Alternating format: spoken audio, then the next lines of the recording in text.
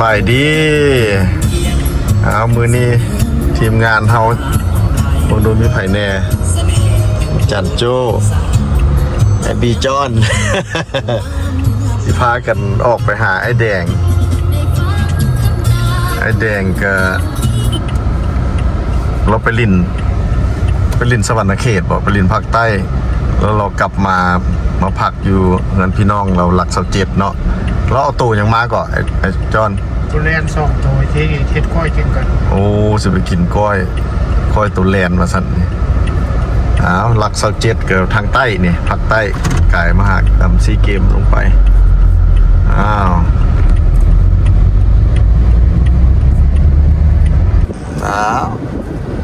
พี่จอนกับไอ้โจกำลังไปซื้อเบียร์โอ้ย่อเองเลยเนาะเบียร์ลาวฝุ่นโจไปก้นพุ่นเลยอัดก้นในนี้ซะนะไปบาทนี้เป็นอยู่หลัก27เขาขี่กายเป็นหลัก28ดีแต่ว่าจอดถามกับเจ้าไปกลับคืน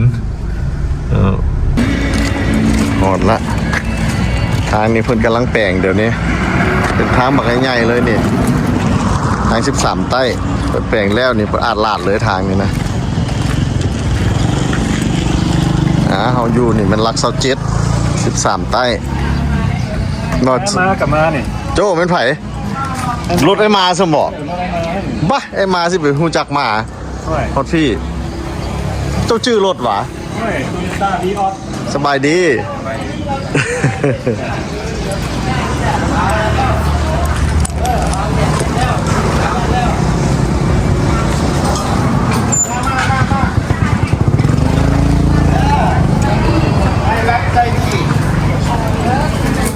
พูดหน่อยคนขี้ดื้อนะพูดหน่อยคนขี้ดื้อนะคนขี้ดื้อให้จังไดกับขี้ดื้อคือเก่าคือแม่พูดหน่อยคนขี้ดื้อยังบ่ได้เมาเถอะตีโอ้ตั้งแต่ฮะ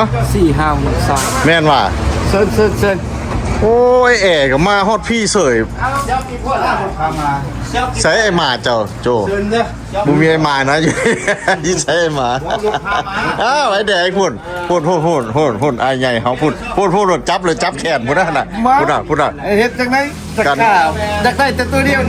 นี่นะเขาเว้านะให้เอาออกแน่นี่พูดอ่ะชอบมามีแท้อยู่อันคนดังก็เต็มอยู่พูดอ่ะ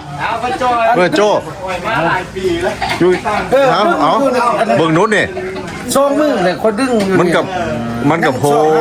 ดเนี่ยเพราะว่าสร้างยังทันได้มานี่แม่นไอ้แดงมาจากเฟรสโนแคลิฟอร์เนีย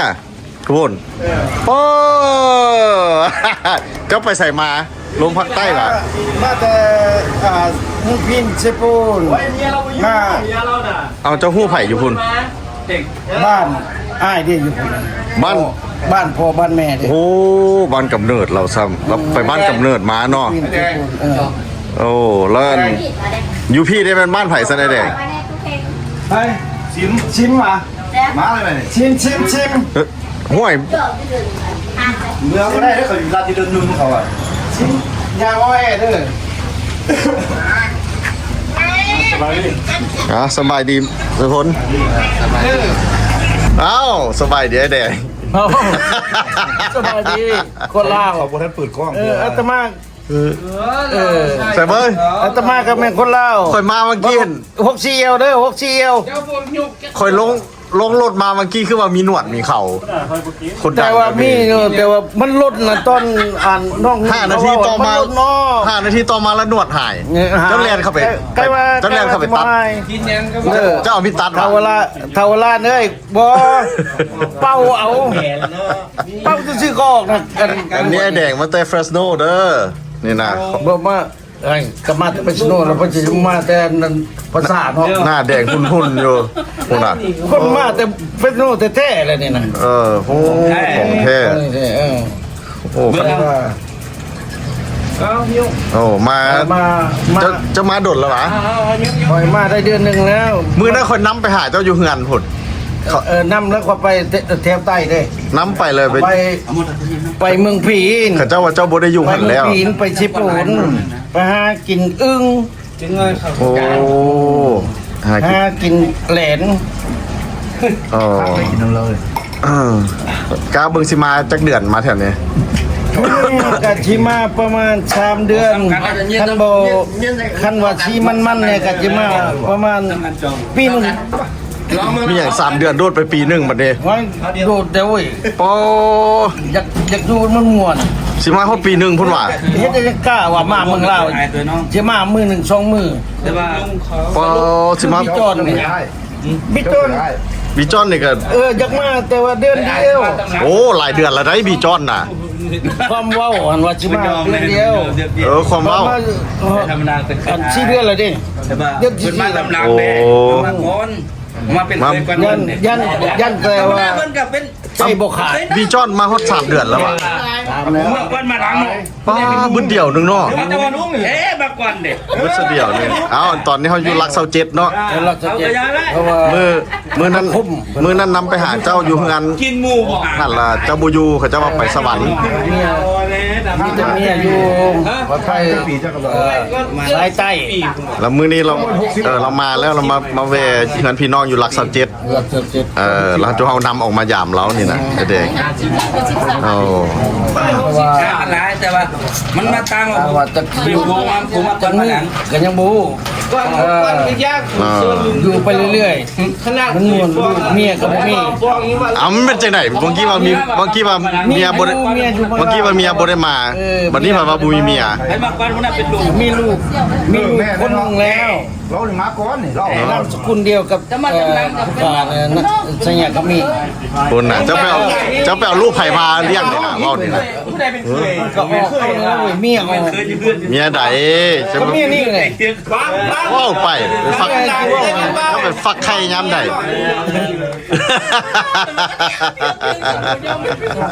จะว่าลาย ว้าวลายยายห้าง ว่าลายมันจีกว้าง ปืดแป้นพ่นเมียเก่าก็จิวเมียใหม่ก็จิว มีเมียเก่ามืดความสัมพันธ์ละตี โอ้ยไกลว่า เอาไปยัง น้องเคยอ้ายครับลุง ดู ก็ เขา กินเบียร์ เขา กิ ก็ นเหล้า ดูเขา จักสบายเนาะว่าเดี๋ยวจริงอื่น มันโมเมนต์อันเตาเซ็งไหนเตาเซ็ง น่าเป็นภาพชิงถึงไอ้เสงแล้วบัดนี้น่ะ เทาวราชมิตรทานั่งฟินขึ้นมาว่าจัน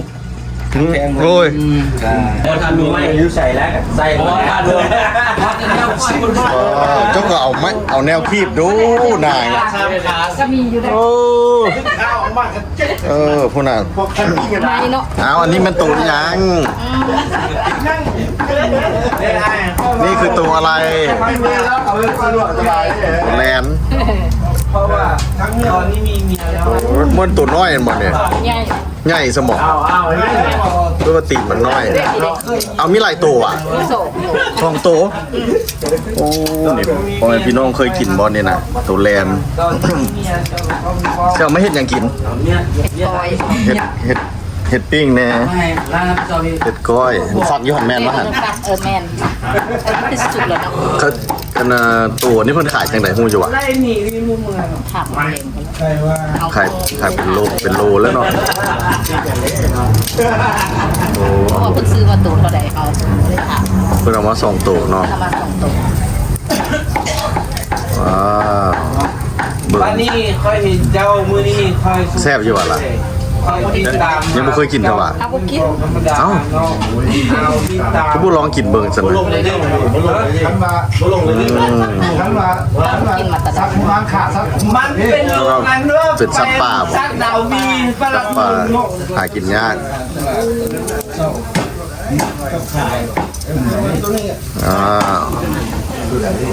คุณในนี้เพิ่นเฮ็ด ตลาดเศร้า โอ้โห เอ้ยแม่นมันนี่น่ะ ตลาดแดงชื่อว่าผี เป็นพ่อเลยผมจะบอกได้ว่า ผู้ชายครัวกิน ตลาดเศร้าแล้ว หายากเด้อซุมื้อนี้ ดินส่วนหนึ่งอยู่ตลาดก็มีอยู่ โอ้เพิ่นปลูกเรือนใหม่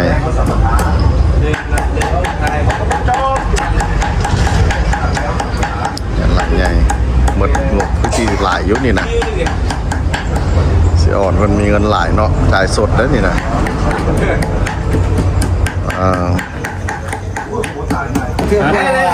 หลัก17อยู่แล้วนี่นะไอ้ตุ้ยก็มาไอ้ตุ้ยนำมาไอ้โจซอยเฮ็ด YouTube กำลังสิได้เงินดีใจนะไอ้ตุ้ยเด้อ กินหมูเด้อพี่น้อง ว้าว ได้บ่ได้ไปกิน ว้าวว้าวว้าว อเมริกาก็ว่า แซวกัน นี่เลยไอ้โจก็ซอย ไปละ ได้เฮ็ด YouTube ให้เฮาเฮ็ดได้สิได้เงินแต่เพิ่นสิเอาเงินให้แล้วบัดนี้ต้องตั้งบัญชีเด้อเนาะโอ้ว้าวว้าวว้าว ได้เหรอนี่คือ ออกมานี่พอเฮ็ดจังได๋ก็ยังออกมา ฮะ ก็ยังออกมา แล้วจะกระแทนเฟอร์นี่แป้งนี่ เนี่ยลืมถ่ายเนาะกินจนสิหมดแล้วจังสิมาถ่ายว่ะตุ้ยเคยกินบ่เมียก่อนไอ้ตุ้ยแลนอันนี้เป็นลาบแลนเนาะ เรียกเงินเนี่ย เพิ่นเฮ็ดมาให้พุ่นน่ะเข้ากับฮ้อนๆนี่ตรงนั้นพุ่นน่ะอ๋อที่ดูเป็นเพิ่นเทคแค่ดีเจ้าภาพเทคแค่ดีหลายเลยแกงอีกมื้อนี้จัดหนักเข้ากับฮ้อน เขาแต้งเข้าไปกินครับ ๆแต่ว่าเสียอย่างเดียวจันโจ้บ่กินเดี๋ยวนี้น่ะจันโจ้นี่บ่กล้ากินอันนี้เดี๋ยวนี้ หายจริงก็กินอยู่ บ่กล้ากินนะนี่หมอกินตะไคร้บ่ กินแล้วแลน หมอกินนกน้อย แล้วแลน เคยมันยามอยู่ อันนั้นจืดนกน้อย แต่อันนี้นี่ แลน คนพื้นฐานน้องแจ๊ว่ะ เฮ้ยกินละแล่นซะหมอ ใช่ กินแล้วแลนดี ก้อนมัน นี่ ผู้สาวดี แล้วเพิ่นนี่ก็เฮ็ดแกงใส่หน่อไม้น้ำอีกตัวนี้นะว้าวเอออ้าวบีจอนทีมแล้วสมอมาแม่ เคยรักซี แกงนี่นะเนี่ย เอาละเป็นน้อง แซ่บตื่น ห้องแซ่ไข่ตอนที่มาซื้อ2ใบของมันมีเด้ทำ2 บาท เมื่อไหร่สิครับเข้าเวียง คนชั้นอย่างลูกเลย เมื่อไหร่สิเข้าเวียง ลูกเลยภาษามันจะเป็น เมื่อไหร่สิเข้าเวียง ที่โลกเลยขายปีกขายปีกได้ตะกี้เลยมีห้าปีกขายเอง เพราะว่า จะขายนี่ คือมา ภาษามันจะซื้อเด้อ เคยแต่ว่าผมบ่อยากให้ช่วย แล้วก็ซื้อ ซอยปลูกกันนี่หมาบอกนี่หมาโอ้สิว่าปล่อยสู่เพื่อนหลังนี้ แต่มันเอาไปหมด มึงที่เขากล้องแดงนะ เอา ล่า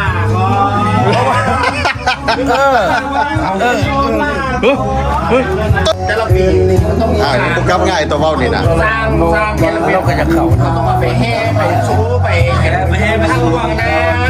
แล้วแต่ละปีนะเขาต้องมาไป มือใดเจ้าสิกลับอยากยังบ่มีมือเท่าว่า ทางใกล้รับแบบเลยเดียวทางไปดูข้างหน้าครับ ส่งสมุน แล้วมือใดสิไปยามอ้ายบัดนี้ ยามาลาดปาก อะไรทำให้เราใจดีแล้ว ยังมีเวลาอยู่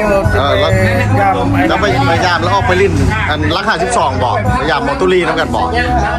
แล้วก็ ไอ้แดงกับผู้จักตุลีคือกันนี่นะ มีหมูไร่ เออ ไปทางอนุเนาะ มีหมูไร่อยู่ราคาที่กอง เดี๋ยวแล้วเขาออกไปลิ้นคน เขากินปลาเขาจะมีเป็ดกิน โอ้ ไก่ มวนสุดเห็นบอกจะพ่อมัน กองแปลว่าข้างขวัญเลย เออจะ ไปถามแล้วสำนักงาน ได้ก็มีหมูไร่ เจ้าพ่อมละโทรหาใช้ไปใต้ไปเห็นอย่างแน่เด็มัดแขนมันอย่างหวะ มัน ไปถามแล้วสำนักงานยุ่ง ไป ว่าไปเพื่อนเพื่อน จะไปไหน ไอ้แดงเมืองแต่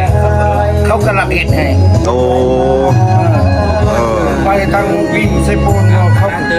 ทางอ้ายกำลังเห็นให้ เอิม แต่ว่าเงินเขาจะมาผูกแขน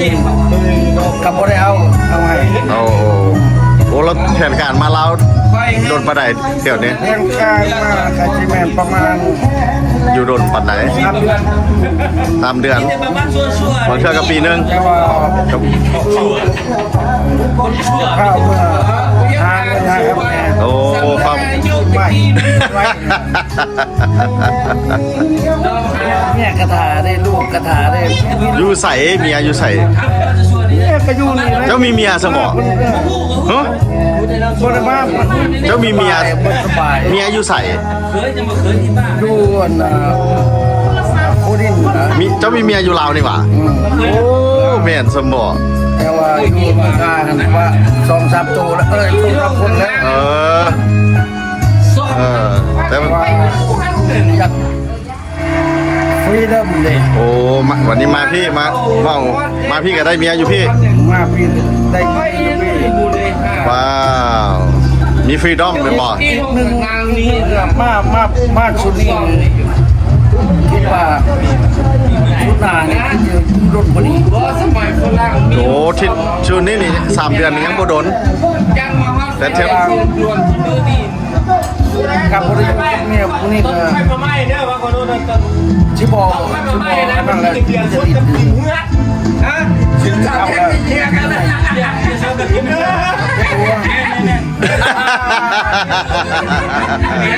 ก้มนี่ โอ้ เปลี่ยนชุด บักเก็บ รับผู้ บั ใด กเก็บแห้งก็บักกวนโอเจ็บ แก้ม มึงโทรมาเนี่ย เจมส์กระโทรหาเจ้าอ่ะเออ จะแม่หมอว่าฉันระวังปากนะ ของร้านบ้านนี่มัน บ่ได้ถามเจมส์อ่ะเจมส์บ่มาลาวอ่ะ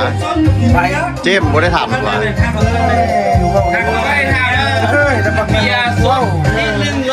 130กินให้มา โอ้ย น้องบักเก็บ เออ มึงเพราะว่ามึงจะได้อีกแล้ว โอ้ยเป็นว่าโอ้ยเจมส์ผู้สาวหลายได้เจมส์ ลายอยู่ ถ้าล้มเสือเจมส์บ่ธรรมดา แต่ว่ายังบ่ได้ เนาะ ยังบ่ได้ ยังเป็นรองเจ้าสมอง ผู้ใดเป็นผู้ใหม่เบียร์ส้ม เอาจะไปได้จะมาได้เดือนปลายแล้วเป็นบ่ เดือน ของกันบาทเลยเดี๋ยวนี้เงินเงินบาท ต้องหามึงแล้ว โอ้ม่วนอยู่หวะลงใต้ม่วนอยู่บ่ ยางไหน คันมีรถชุมปืนจะเมื่ออยู่ โอ้จากเมื่ออีก คันมีรถชุมปืนเมื่อบ้านคอย แบบ น้องคลายอยู่ แบบไปบ่เฝ้าบ่ฟังบ่ อันนี้ เบียร์ส้มใครเป็นคนขาย ใช่คุณมาจากรถแก้ เออ จะไม่ก็ เศร้าไหน แล้วคุณมาตั้งตู้อยู่นี่ โอ้ แล้วก็ขัน2 ดาว 3 ดาว เออโอ้เจ้าอัน เพราะว่าคุณก็นั่นกำลังเล่น โอ้กำลังปลูกเฮือนมาเนี่ยอ่า ใครขายเบียร์ส้มชิ้นละเศร้าคนเห็นยางนะ ฮะ คุณได้ว่า โอ้โอเคหมดหลายได้ดิเฮือนหลังนี้น่ะหลังใหญ่เติบเว้ยโอนสะอ่อนบ่ได้กู้แบบว่าโบอยู่พี่นี่บ่กู้ธนาคารเลยเนาะปลูกเงินจ่ายสดบ่ได้กู้ธนาคารเงินสดเนาะแต่ก็ค่อยเฮ็ดไปหั่นเด้ค่อยเฮ็ดไปเงินหมดแล้วก็หยุดแล้วก็เฮ็ดไปเฮ็ดไปเฮ็ดมาแล้วมันก็แล้วเฮ็ดไปเฮ็ดมา โอ้เอาอีกจักมือก่อนเข้าไปเพียงไปหาทิศหนึ่ง แต่ว่าจะไปหาร้านเช้าบนนู้นเป็นเป็นหมอเป็นหมอแต่ว่ายังคิดว่าจะกำลังหับไปต่ออยู่ เอาไปแล้วนะเบิ้งสามัคคีกับเจ้าแบบที่เคยจากเมืองแล้วสิได้พากับเจ้าเมืองละมีแต่เจ้าเข้าไปพูดแล้วก็โซหาค่อยแล้วนัดไปหากัน โอเค ได้เห็นบอสสามัคคีกันไปสามัคคีโอเควันนี้สิได้พากันทำอำลาแล้ววันนี้นะเจ้า ใจละลาย ฮักแพงกันคือเก่านั่นแหละไอ้น้องเนาะนำหาเจ้าอยู่ แต่ว่าตอนนั้นพลาดผิดพลาดโอ้ไปมิดใจหายอยู่แล้ว Facebook ไม่ค่อยเจ้าหับแม่ยังบ่ได้หับเพื่อนน่ะ ได้แล้วก็โทรหาเจ้าอยู่นี่ โอเคสนับไปพูดเลยสนับ มันไปขายอยู่ โจดิโจ นี่นะแก้ว ไปเข้าเปิดเมือง เรียกแก้วพันไป ไอ้ตุ้ย เห็นคนอยู่จุดตุย ไปเข้าเพิ่นออกเมืองเลย แล้วก็จะติดตามเนอะ เห็นในตุ้ยอยู่เนาะ ติดตามดูตลอดกันเลยแล้ว กับทีมงานเดียวกัน กับอันนั้นมาก มากินแซ่บ มากมันบ่จื้อ มันบ่จื้อไอ้ซื่อ โอ้ มากนั่นเขาฮู้กับแม่มันก็ฮู้กับมันอีก โอ้ ว้าว เพราะเมื่อนั้นคอยเห็นแม่มากนะ เขาไม่มากนี่แหละเขาถามมาอยู่นะ ไอ้บัดนี้เขาก็สิได้เมียกันนะไปรีบเอาโทรศัพท์อยู่พุ่นครับก็สิ ร้านชายเป็นมาก สบายดีร้านสาวบ่เห็นกันโดนเขาก็จะได้ครอบพากันเมื่อก่อนบัดนี้นะ โอเค เจ้าเข้าไปเวียงแล้วจะโทรหากัน โอเค เอาจับมืออ้าวอันใหญ่เขาโอเค ไปทีมงานเขาจะได้พอดีเขาก็จะได้จบประโยคกันพากันกลับแล้วบัดนี้นะโอเคเอาบายหมดทุกคน